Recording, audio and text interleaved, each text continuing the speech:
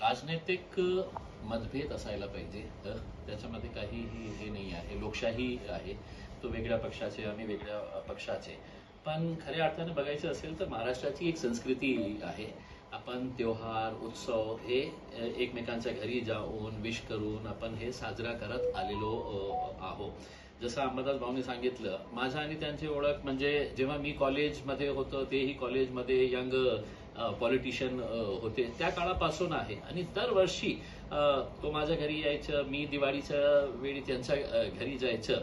पण दुर्दैवाने आज एक अशा वातावरण तयार करण्यात आलेलं आहे की एकमेकांचे शत्रू झालेले आहे असं दाखवण्याचे जे प्रयत्न आहे ते मला असं वाटतं की ते चुकीचं आहे. ईद मिलन म्हणजे काय आहे? मिलन का मतलब ये है कि एक दूसरे से मिलेंगे, गले मिलेंगे, शीरखुरमा पिएंगे, मैं इनके पास जाऊंगा तो इनके पास फराळ खाऊंगा दिवाळी के ऊपर के अंदर. ते महाराष्ट्राची संस्कृती होती, कल्चर होता. पण दुर्दैवाने आज कुठेतरी त्याला एक गालबोट लावलेला आहे किंवा इतकं जास्त सेन्सेशनलाइज करण्यात येते.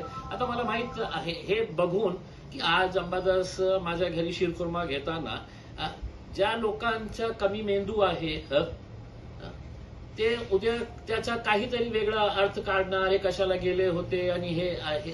आपण सगळं सोबत राहिलेले आहे, सोबत आम्ही एकमेकांशी संबंध आहे, ते कधीही संपणार नाही. मी स्पष्टपणे सांगतो, कितीही आज जे राजनैतिक पक्ष हे हिंदू मुस्लिमचा वाद करत आहे त्यांना मी स्पष्टपणे सांगतो, तुम्ही कितीही प्रयत्न करा, हे जे एक संबंध आहे, एक आपलं जे रिलेशनशिप आहे ते कधी संपणार नाही.